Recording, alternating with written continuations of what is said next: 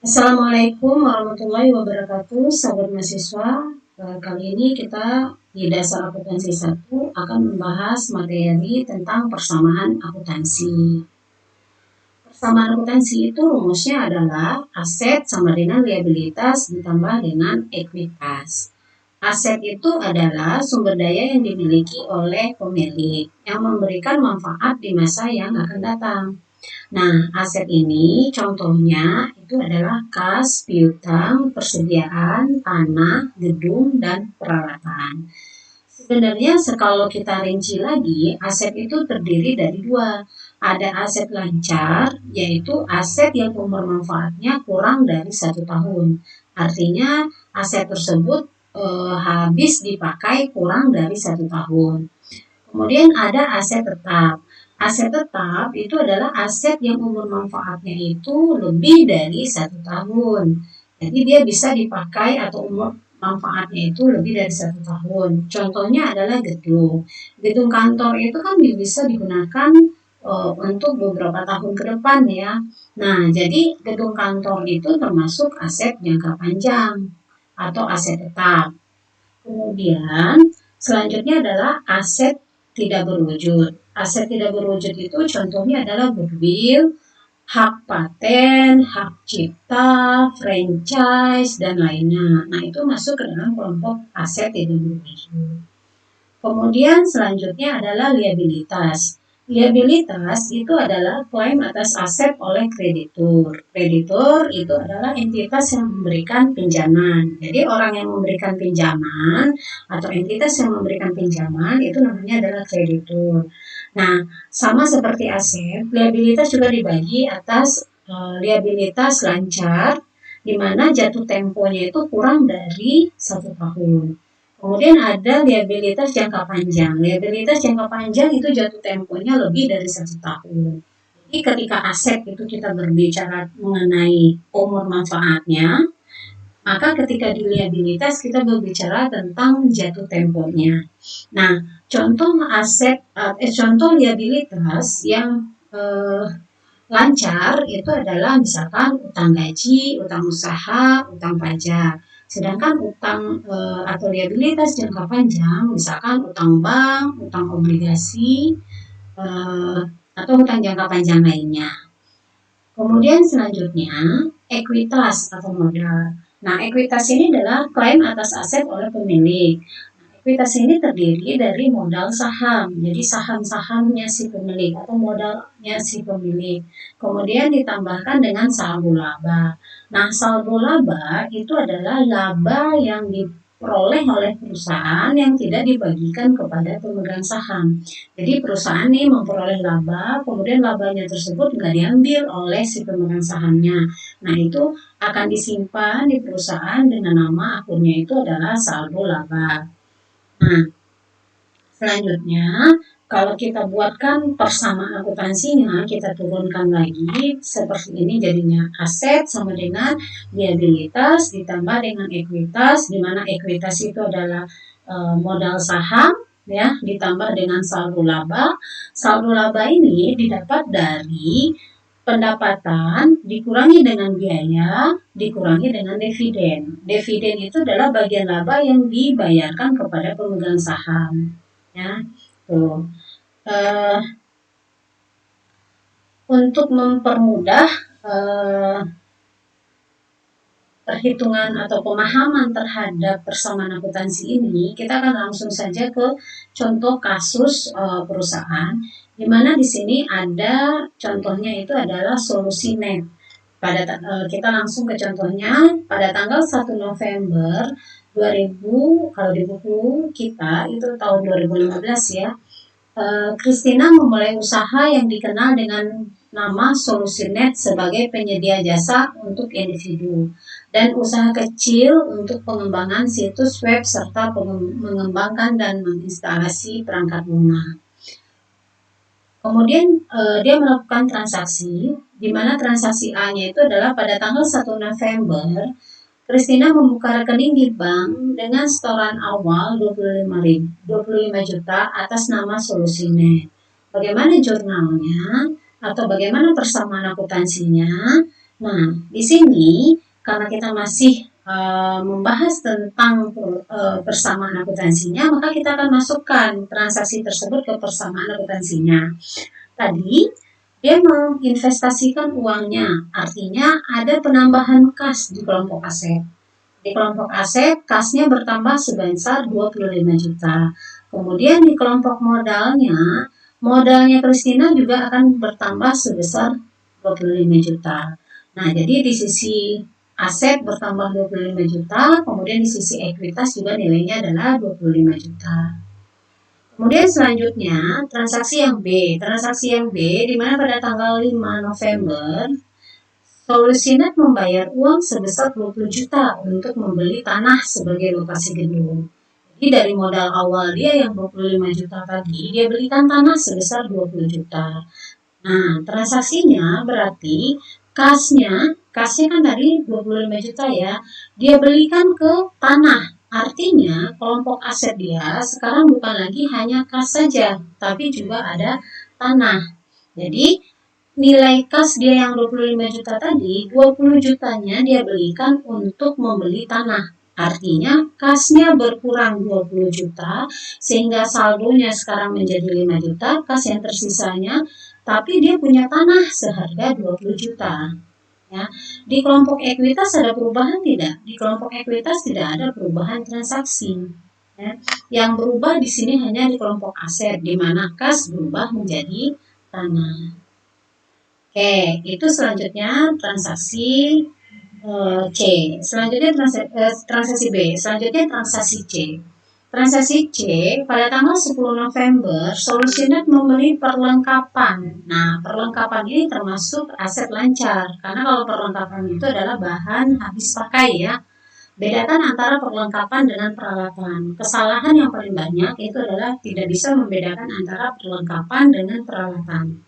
Kalau perlengkapan itu adalah barang yang habis pakai, masuk ke dalam kelompok aset lancar. Sedangkan peralatan itu adalah barang yang umur manfaatnya lebih dari 1 tahun, masuknya ke dalam kelompok aset tetap. Contohnya mesin-mesin, ya, masuk ke dalam peralatan atau meja, kursi.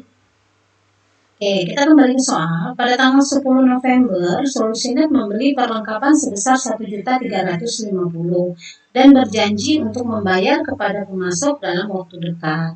Nah, bagaimana kelanjutan dari persamaan akuntansinya? Oke, maka untuk transaksi C tadi, dia membeli perlengkapan. Berarti kan di sini belum dibayar, karena dia baru menjanjikan untuk membayar dalam waktu dekat. Artinya di sini ketika dia membeli perlengkapannya di sini bertambah sebesar 1.350.000. Kemudian karena belum dibayar, maka muncul namanya utang. Ya, jadi muncul utang usaha sebesar 1.350.000. Sehingga di sisi kelompok aset, di sini saldonya di sini 5.000 ditambah 1.350 ditambah dengan 20.000. Kemudian di sisi kelompok ekuitas dan itu terdiri dari utang 1.350 dan modal 25.000. Nah, nilainya ini harus sama, balance ya. Jadi sudah kembali balance. Jadi perlengkapannya bertambah. Kemudian di sisi ekuitasnya atau di sini biasanya untuk kelompok kewajiban atau utang dan modal itu disebut juga di sisi kredit. Ya, sedangkan di kelompok aset itu disebut juga biasanya sering disebut juga di sisi debit. Jadi di sisi debit dan kredit itu harus balance. Nah, di sisi debitnya itu ada penambahan aset 1.350, sedangkan di sisi kreditnya bertambah utang usahanya sebesar 1.350. Oke, selanjutnya transaksi D. Transaksi D pada tanggal 18 November, Solusinet menerima 7.500.000 secara tunai atas jasa yang diberikan kepada pelanggan. Jadi dia sudah melakukan pekerjaan, kemudian langsung dibayar oleh pelanggannya. Maka ini pendapatan pembayaran yang diterima dari pelanggan itu kita masukkan kategorinya sebagai pendapatan ya, karena di sini perusahaan jasa maka maksudnya adalah pendapatan jasa ya. Jadi karena dia menerima secara tunai, artinya ada uang yang masuk ke perusahaan, ada nilai kas yang dia terima, maka kasnya di sini di sisi debit bertambah sebesar 7.500.000, sedangkan di sisi kreditnya pendapatan jasanya bertambah sebesar 7.500.000. Nah, kalau yang dari SMK pasti akan bingung kenapa kok di sini pendapatan jasa adanya di kelompok ekuitas. Kalau dulu belajarnya di SMK kan ini pendapatan harusnya masuknya ke laporan laba rugi. Nah, di sini kan kita masih belajarnya tentang persamaan akuntansi ya, di mana persamaan akuntansi ekuitas itu terdiri dari modal dan saldo laba. Nah, saldo laba itu didapat dari pendapatan kemudian dikurangi dengan pendapatan atau saldo laba awal ditambahkan dengan laba atau rugi. Nah, laba atau rugi itu didapatkan dari pendapatan dikurangi dengan biaya-biaya, ya. Kemudian dikurangi dengan dividen. Jadi asalnya nanti akan menyambungnya juga ke dalam kelompok ekuitas. Nanti akan dijelaskan lebih lanjut tentang alurnya, ya. Nah, jadi atas transaksi D ini di sisi debitnya bertambah nilai kas 7.500.000, sedangkan di sisi kreditnya nilai pendapatan jasanya sama-sama bertambah sebesar 7.500.000. Jadi kalau kita jumlahkan saldonya ini kelompok aset itu akan sama lagi dengan jumlah saldo dari kelompok liabilitas dan ekuitas. Kemudian selanjutnya transaksi E. Pada tanggal 30 November, Solusinet membayar berbagai beban dalam bulan tersebut. Ada gaji karyawan 2.125.000, kemudian ada sewa kantor 800.000, kemudian ada utilitas. Utilitas itu misalkan beban listrik, air, ya. Kemudian beban lain-lain sebesar 275 secara tunai. Oke. Sorry, ini atas jasa yang diberikan kepada pelanggan ini dihapus ya, sebenarnya bukan atas jasa, tapi yang dibayarkan kepada pelanggan. Oke, jurnalnya di sini adalah bukan jurnal, persamaan akuntansinya akan kita lanjutkan lagi untuk transaksi E. Di sini di kelompok kas, karena kan dia harus membayarkan nilai-nilai beban ini ya. Nilai beban ini dibayarkan 2.125.000 untuk gaji, untuk sewa, untuk utilitas, dan untuk beban lain-lain, sehingga total uang yang dia keluarkan itu adalah 3.650.000. Kemudian di sisi kreditnya, di kelompok ekuitasnya dikurangi dengan beban, ya. Ada beban gaji, beban sewa, beban utilitas, dan beban lain-lain. Nah, untuk kelompok beban ini yang dibuatkan terpisah masing-masing namanya. Nah, setiap nama-nama ini kalau di akuntansi disebutnya dengan akun. Jadi akun kas, akun perlengkapan, akun tanah, akun utang usaha, akun beban gaji, beban sewa. Nah, ini dipisahkan masing-masing akun ini. Intinya nanti ketika saldo kelompok aset itu harus sama lagi dengan kelompok liabilitas ditambah dengan ekuitas. Ya. Oke, kemudian transaksi yang selanjutnya F. Solusinet pada tanggal 30 November membayar hutang kepada kreditur sebesar 950.000. Tadi kan dia punya utang sebesar 1.350.000 ya. Nah, sekarang dia bayar hutangnya. Artinya ketika dia membayar hutangnya, berarti kan kasnya berkurang sebesar 950, ya. Kasnya berkurang sebesar 950, utangnya juga berkurang sebesar 950. Sehingga saldo utangnya di sini adalah 400. Artinya utangnya yang masih belum dibayar itu adalah sebesar 400. Sedangkan di sisi kas saldonya sekarang menjadi 7.900.000. Oke, selanjutnya transaksi G. Transaksi G, pada tanggal 30 November tersebut juga, Kristina menghitung perlengkapan yang masih tersisa sebesar 550. Tadi dia kan membeli perlengkapan sebesar 1.350 ya. Nah, sekarang perlengkapan ini pun termasuk barang habis pakai. Nah, yang tersisa sekarang itu adalah sebesar 550. Artinya di sini adalah saldonya sebesar 550. Nah, yang harus kita cari itu adalah berapa yang dihabiskan oleh Christina atau oleh Solusi Net ini selama bulan November tersebut. Berarti yang dihabiskan perlengkapannya itu adalah sejumlah yang dia beli sebesar 1.350.000 dikurangi dengan 550 sehingga dapatnya adalah 800 ya.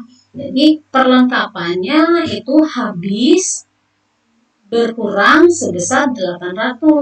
Kemudian di sisi ekuitasnya apalagi yang harus dikoreksi atau yang dikurangkan karena di sini kan asetnya berkurang ya, di kelompok aset nilainya berkurang, otomatis di kelompok ekuitas nilainya juga harus minus ya supaya dia balance.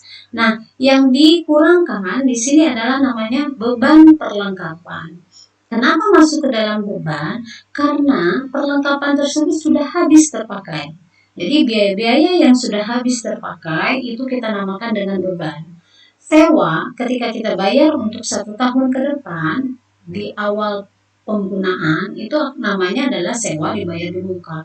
Tapi ketika dia sudah terpakai untuk 1 bulan ke depan, maka dia akan berubah menjadi namanya beban sewa.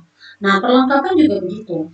Ketika perlengkapan yang sudah terpakai, maka perlengkapan yang terpakai itu akan berubah menjadi beban perlengkapan. Nilainya sama-sama minus, sehingga di sini saldonya kembali balance. Ya. Kemudian selanjutnya transaksi H.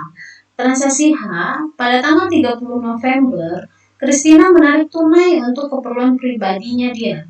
Jadi kalau namanya usaha sendiri, usaha pribadi ya pasti akan sering ada atau pasti akan ada transaksi penarikan untuk keperluan pribadi. Nah, penarikan untuk keperluan pribadi ini kita namakan dengan istilahnya adalah PRIV ya. Nah, penarikan pribadi ini akan mengurangi nilai modalnya dia ya. Oke. Nah, di sini kita jelaskan transaksi H. Transaksi H karena dia menarik tunai untuk keperluan pribadi, artinya nilai kasnya berkurang. Nilai kasnya berkurang sejumlah 2 juta. Sehingga nilai kasnya saldonya itu sekarang adalah 5.900.000. Untuk perlengkapan tidak ada perubahan, tanah dan utang usaha tidak ada perubahan. Kemudian modal juga tidak ada perubahan. Nah, di kelompok ekuitasnya itu di sini ada PRIV. PRIV-nya ini di sini tandanya adalah minus. Ya, makanya tadi saya bilang dengan adanya penarikan tunai atau penarikan untuk kepentingan pribadi ini, maka menyebabkan modalnya jadi berkurang. Ya, oke, modalnya 25.000 awalnya karena ada PRIV ya pasti akan berkurang ya.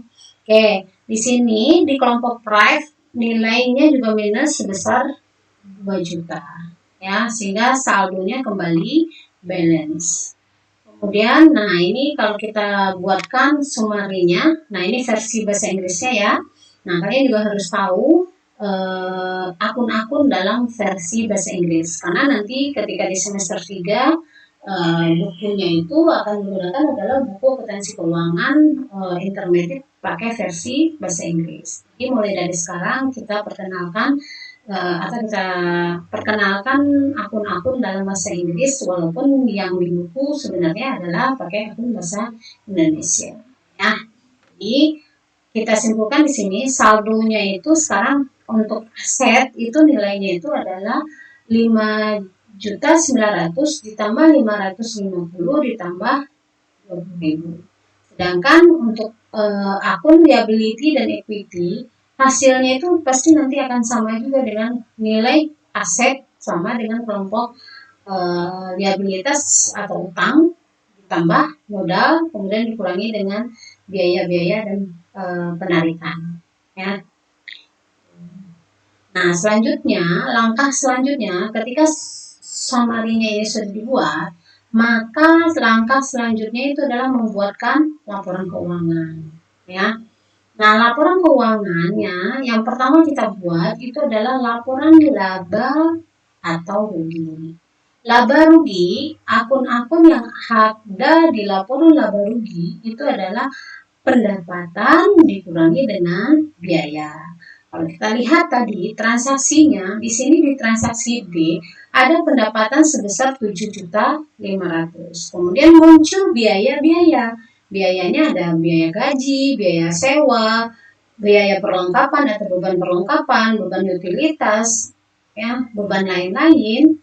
Nah, maka nanti dibuatkan formatnya ke dalam format solusi net income statement for the month end November 30, 2015. Jadi, kalau untuk income statement, ini tulisannya itu adalah untuk bulan yang berakhir. Artinya, di sini laporan laba rugi ini hanya berlaku untuk selama bulan November. Ketika di laporannya itu di 1 Desember, maka nilai ini akan kembali nol. Nilainya akan kembali nol.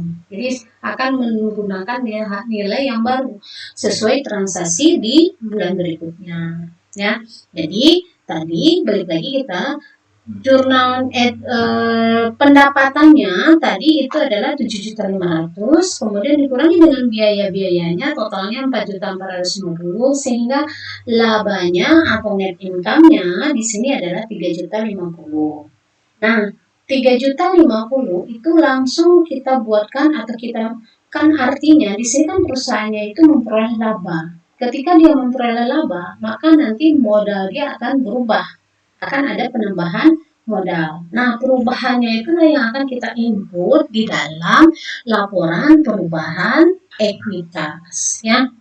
Nah, kita buatkan di sini, di mana di laporan perubahan ekuitas ini, modal awal itu adalah 0, kemudian dia tambahkan investasi 25 juta, ditambahkan net income. Jadi, lihat di sini ya, net income yang ada di laporan laba rugi atau income statement, ditambahkan ke laba di laporan ekuitas. Ya, jadi modal awal ditambahkan dengan laba, ya, ditambahkan dengan laba, kemudian dikurangi dengan penarikan, ya.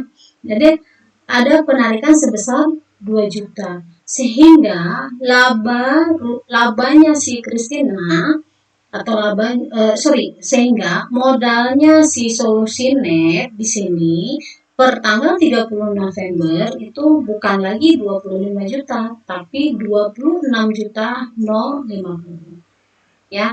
Nah, secara logikanya begini. Tadi kan modal awal dia adalah 25 juta. Kemudian dia memperoleh laba 3 juta. Tapi dari laba yang diperoleh 3 juta tersebut, dia ambil untuk kepentingan pribadi dia 2 juta. Ya. Sehingga yang menambahkan ke laba atau sisa laba yang nggak dia ambil itu hanya 1.050.000.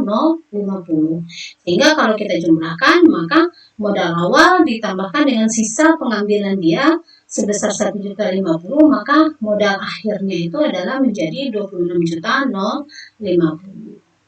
Nah, selesai untuk laporan perubahan ekuitas.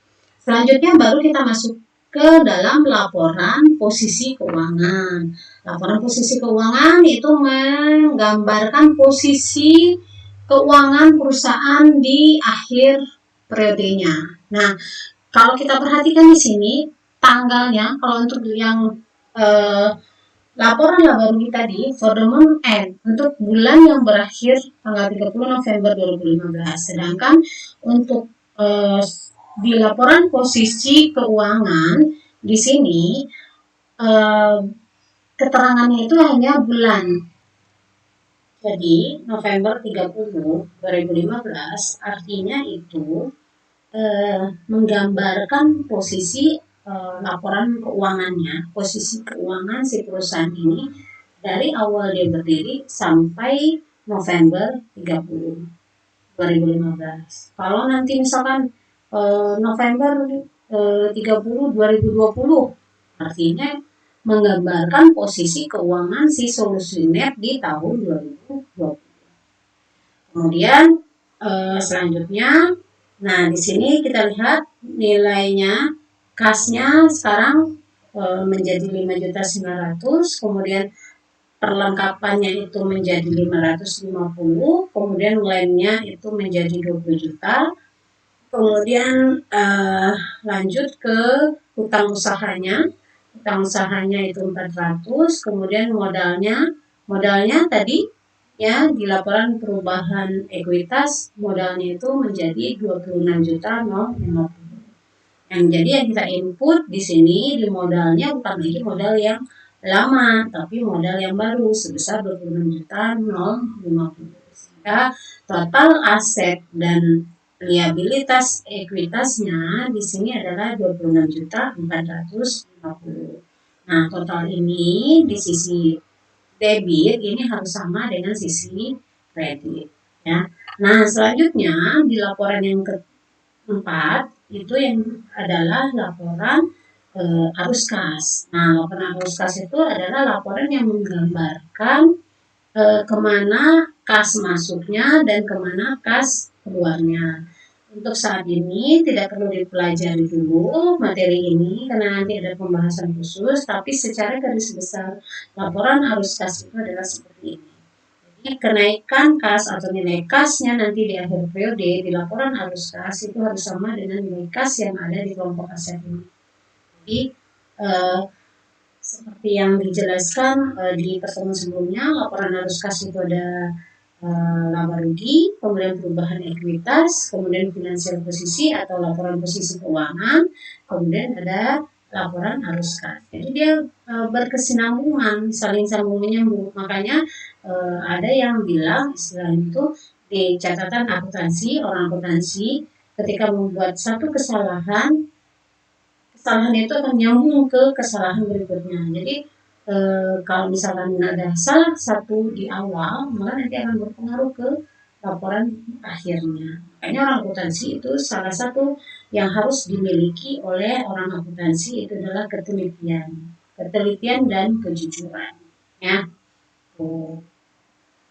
ini laporan keuangannya. Jadi inilah hasil laporan keuangan solusi net.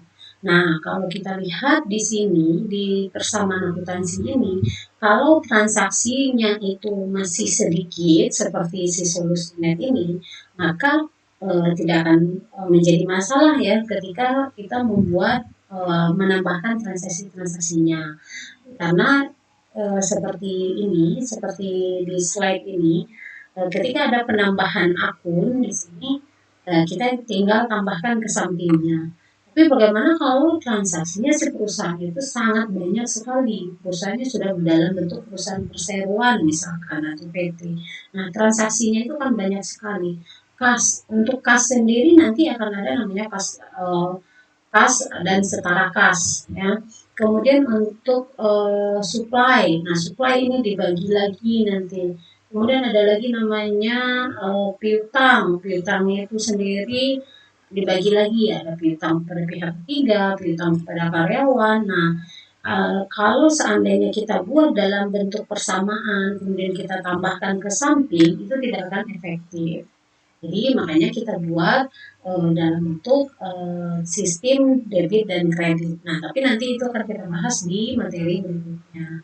Nah, untuk pembahasan tentang persamaan akuntansi ini kita cukupkan sampai di sini. Wassalamualaikum warahmatullahi wabarakatuh.